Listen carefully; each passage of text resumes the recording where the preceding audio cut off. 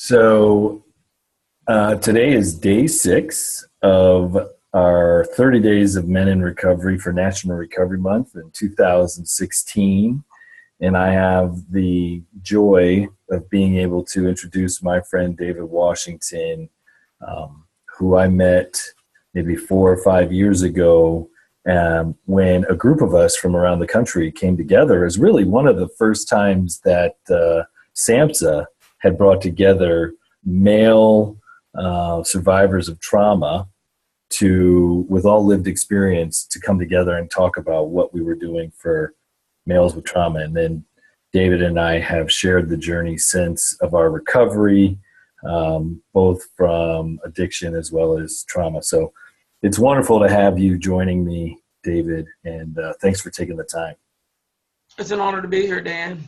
Oh, well, I want everybody to know who doesn't already know you, that you are probably one of the most gentle souls I know. And I just always love connecting with you, and your heart is just so big, and you have such a wonderful love for folks. I mean, you work with inmates at a jail in Maryland and have been for many, many years, bringing the message of recovery and recovery from trauma to them, even in the face of administration that sometimes questions why males would need any help with trauma or anything like that.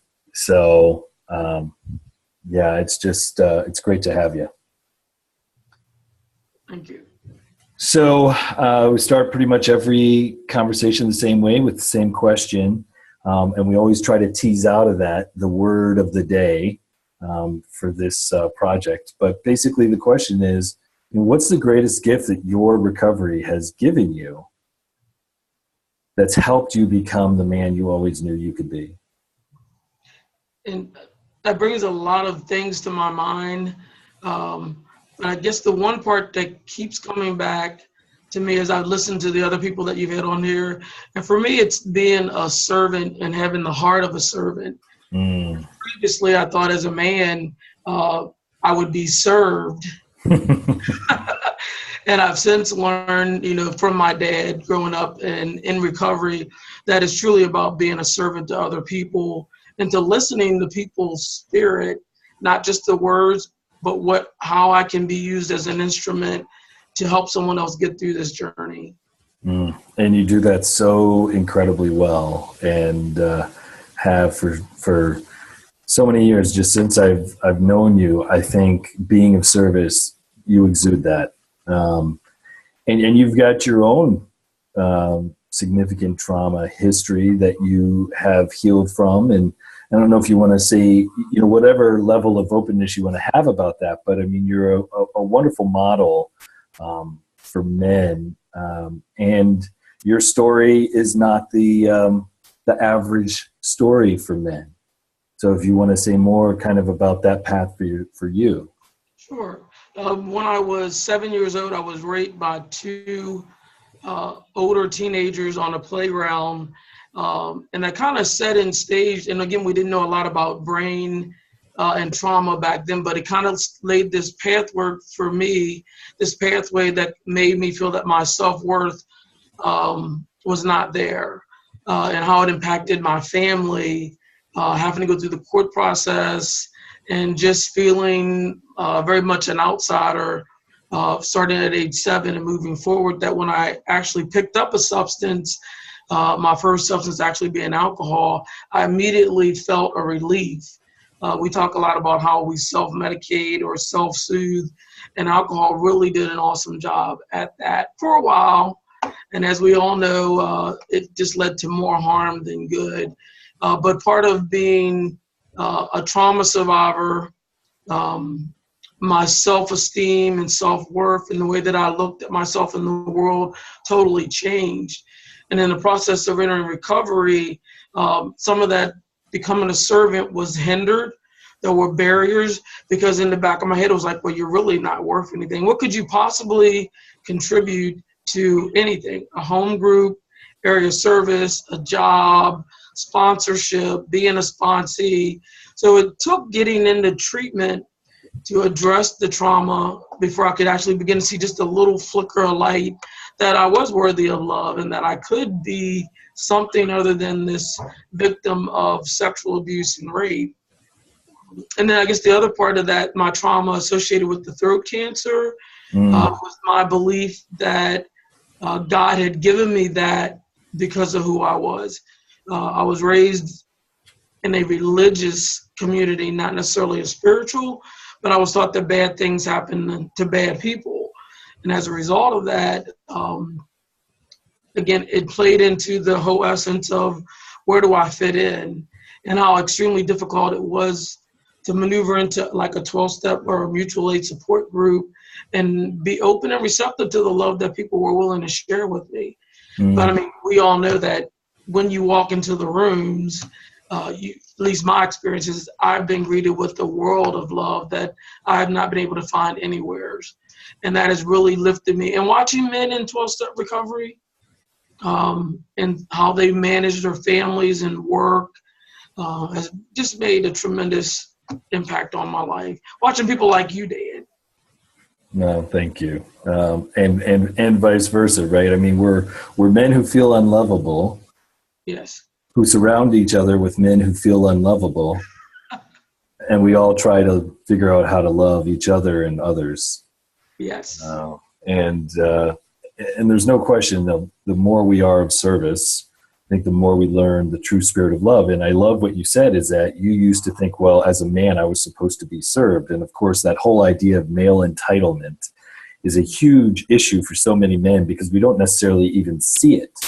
You know, the way we interact with people. And as a white man, especially I'm blind to how much I walk through the world thinking that it's supposed to show up a certain way for me, not even realizing the privilege of being able to think like that. You're an African-American man, you don't identify as heterosexual. That's its own degree of marginalization and trauma. And yet what I love, given how important the 12-step community has been to me, has been the fact that your experience in that community has been nothing but love and reception, irrespective of the differences that any of us bring, but you in particular. Exactly. And I would not have expected because I walked into a room full of bikers. They had their chaps on, they were spitting, is it snuff or chew or whatever? I don't know, whatever. Tobacco of some kind, right? Yeah, and that they just like gave me a hug and said, keep coming back. If you want what we have to offer and are willing to make the efforts to get it, then here's what we do. And they had some other choice words, but. Well, you're so committed to your recovery. And you're, what, I believe 22 years, 23? 25. I mean, quarter of a century, 25 years, you're still very active in your recovery. It is still so clearly important to you. How have you grown as a man? How have you grown as a man? Well, I have to say one of the things that have helped me is some of the tenets that I've learned from you, like the ability to see the water and how I maneuver through the world, even with my thoughts of privilege as a man. Come on. To not take for granted things just because. Yeah. And I think the other thing is that it's given me is the ability to have a voice and to see my sisters in recovery in a different light. Before I didn't really think that there was any difference. In fact, I'm one of those people that said, we're all alike. We're all alike. There is no difference. Yeah. And in fact, there is. And it's, even if I don't see it, the world has made it so. And then how do we circle up around each other and make it better? Yeah. Well, and here's a perfect example because I got to call this out. Here I'm having this conversation with you.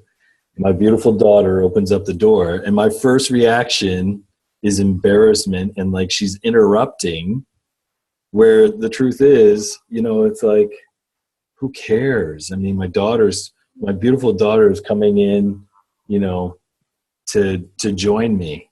And, that's the gift, right? The gift of recovery is priorities. Yes, yes. And I guess the gift as a man and as working a spiritual program, to live in the moment and to realize what this moment is really all about. And who knows? I mean, we may not know what is transacting right now, but umpteen years from now, she may say, "Hey, you know what? There was this African American guy on my dad's computer, and he said men should respect women." that's right. Yeah, no, that's right. Right when I was walking in, he was talking about the importance of how important it is for men who are socialized, by the way, not to respect women. Exactly. And not to respect the characteristics we associate with women. And then, of course, not to respect men who don't identify as heterosexual. And, you know how important it is to me about the idea of the water, and just that we can't transcend these significant differences that society says are important until we're willing to see them. Until, I think we can begin to at least partially transcend them, but so often the response from people is, I'm just human. I'm just human, and we're all human, and as a result, we miss some significant barriers to connection. And then, that's certainly been my experience. So the conversation around Recovery Month is really about men being authentic and expressing our authentic selves, but not to the point that it dominates our lives at the expense of our relationships, right? I mean, for you, so clearly exemplify the idea of being of service and why that is so important. And I think our recovery only has meaning in the degree to which it's not about us and it's about what we can give and offer, whether it's to our family or to the person still suffering. Right. And I really love the way you put that. And even with where I see myself on the journey, I still come up against those old beliefs that are in my head, like sitting in a group conscience and wanting to be like, this is the way it should be. And if a woman says something different, then what does she know? Yeah, right, right. It's, even though I can see the water a little better, I'm still got my head down under there. And, me too, man. Me too. I mean, my dad was like an awesome role model. But there were some things that he brought into the family that I doubt if he even knew aware of. And unfortunately, he has since passed. I would love to have a conversation with him to know, Dad, what do you think? What do you think about this? Yeah. About not ruling the house, but being a partner with someone. Because what I saw was women cook, clean, have dinner on the table by 5, and men stay out of the kitchen. Right. That model specifically doesn't work for me, but I know that I can afford to operate out of, which really has this internal struggle in my relationships. Like, how do we do this? How do we do this? Mm-hmm. I got some great role models. I know, honey. Yeah, so we could talk so much more, but I really want to thank you for being a part of this project. Thank you. You are such a wonderful man, and I always like to have my guests have the last word. So I just want to thank you for all the work you do. You work with the men that society has essentially thrown away, and you help them to see that they are lovable. You give the love that was given to you. You're such a great model. I hope to someday be able to have that same spirit. And you're a great model for me for that. So take us home. Any final thoughts? Lost dreams awaken and new possibilities arise. Beautiful. Thanks. Have a wonderful day. You too. See you later. Bye. Bye-bye.